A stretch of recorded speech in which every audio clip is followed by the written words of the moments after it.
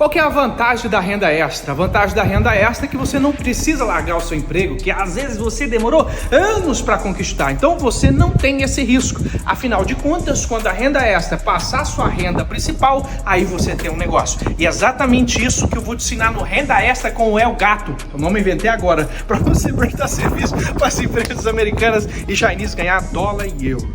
Dá para ganhar uma grana boa, mas aí você tem que clicar no meu. Mostra, tem que mostrar carro, casa, senão eles não geram autoridade. Mostra aí um carro. Que legal essa.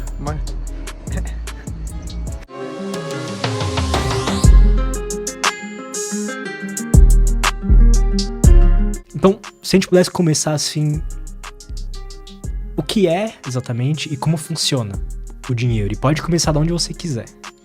Perfeito. O dinheiro eu vejo ele como uma ferramenta. E a gente pode ver que ele se desenvolveu em diversas sociedades de formas diferentes, até chegar no papel moeda que a gente costumava utilizar, porque hoje é muito mais comum um cartão de crédito, ou você simplesmente está vendo um número ali num aplicativo e acredita que aquilo é extremamente importante na sua vida e realmente é, mas nada mais é do que um número num aplicativo, no final das contas.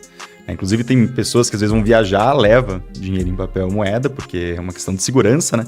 Chega no país e não consegue utilizar, porque praticamente ninguém aceita, não tem troco, porque é algo que já está se perdendo. Então quando a gente olha para a história do dinheiro, ele começou principalmente com itens que eram duráveis, então que você não iria perder aquilo com o tempo. O ouro é um ótimo exemplo, com itens fáceis de carregar, e de você atestar que aquilo realmente é verdadeiro, e que existe uma determinada escassez, para também não ser algo que você simplesmente, folhas de uma árvore, a gente não poderia utilizar como dinheiro, mas conchas já foram utilizadas em vários lugares.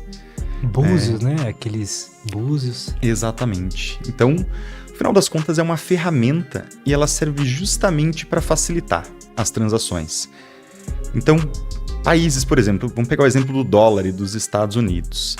Antigamente era muito custoso para você fazer dinheiro. Eles tinham que utilizar a moeda da Inglaterra, há muitos anos atrás. Só que a moeda, ela tinha que ser cunhada em prata ou em ouro. E você não queria mandar aquele monte de moeda para os Estados Unidos, porque aquilo já estava em uso. Então o que as pessoas utilizavam? Utilizavam peles, utilizavam cereais, utilizavam carne. Só que olha como é difícil você conseguir fazer trocas com esses itens. Então você precisava de uma forma, uma coisa que você conseguisse carregar e que aquilo tivesse um preço, as pessoas estivessem dispostas a trocar. Então o dinheiro ele é um facilitador das transações para tudo que a gente precisa na vida. Pensa, por exemplo, você trabalha junto com o Eduardo.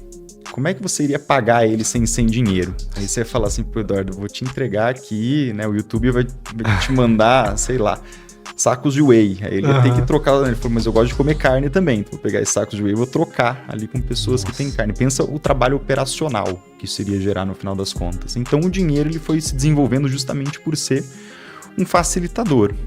Só que como todo facilitador na nossa vida, isso gera alguns problemas. Um deles é a capacidade de se imprimir dinheiro à vontade para resolver problemas. Então, hoje a gente vê inflação em diversos países. Estados Unidos bateu a maior inflação durante os últimos 40 anos. Venezuela é um exemplo absurdo de inflação.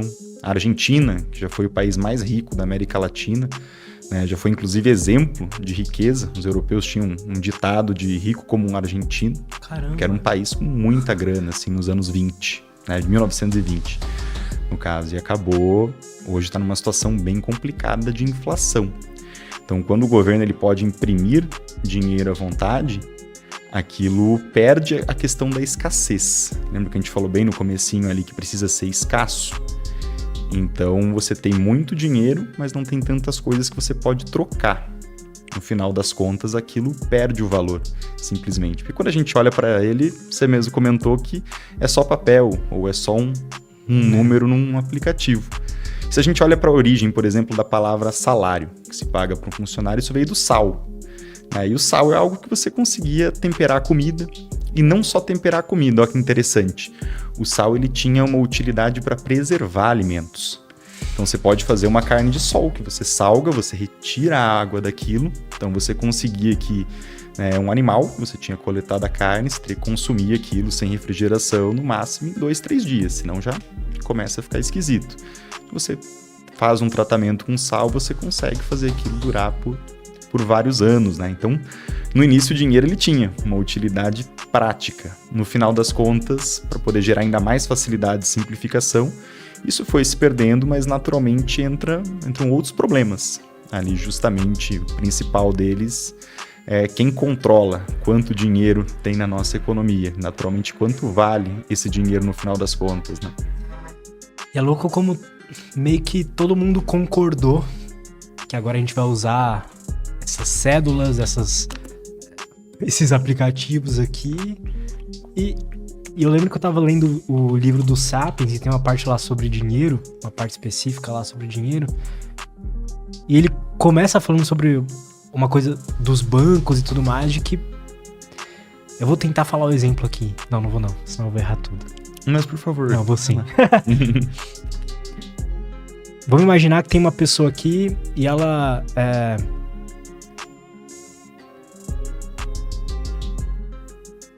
pede emprestado $1 milhão pro banco. Aquele banco vai lá e empresta aquele $1 milhão pra ela. Não vou conseguir fazer o exemplo. Desisto. Não, mas qual que era o sentido? O sentido era que, tipo assim, chegava num momento lá que, por exemplo, chegava assim, tinha um empreiteiro, a mulher que tinha uma padaria e o banco. Chegava num momento certo lá que a mulher tinha pedido o financiamento pro banco e tudo mais, o empreiteiro tinha feito serviço pra mulher. Chegava numa conta que, assim, nessa história toda rodou só $1 milhão, mas o empreiteiro tinha 2 milhões na conta, sabe? Perfeito.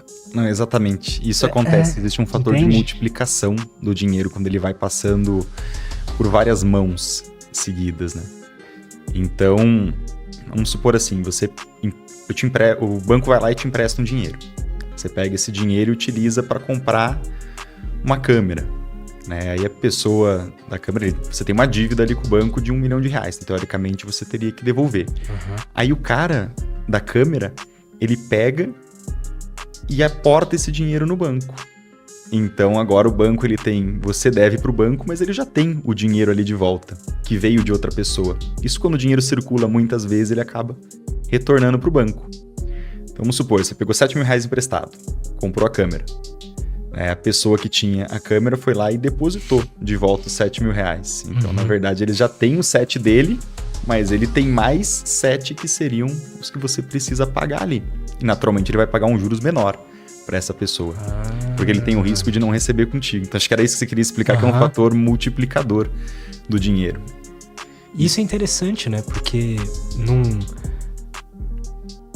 antes de existir a nota, antes de existir esse objeto, vamos botar assim, intangível, não dava pra existir bancos, né? Ou dava?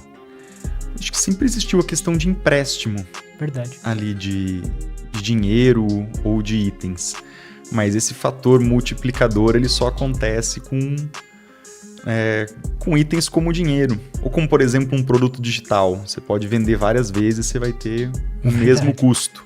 Então tem algumas coisas que se comportam diferentes, né? Diferente de um tijolo, por exemplo. Se você entrega ali, que não vai passar por várias mãos, no final só existe aquele tijolo específico, né? Então o dinheiro, ele tem esse fator de poder se multiplicar. Mas naturalmente isso também gera inflação, né? Quando esse dinheiro ele começa a voltar todo para a economia. Então a gente tem que tomar um pouco de cuidado ali com como são feitas as coisas e como que o governo vai conseguir, de certa forma, ajustar as regras ali do jogo.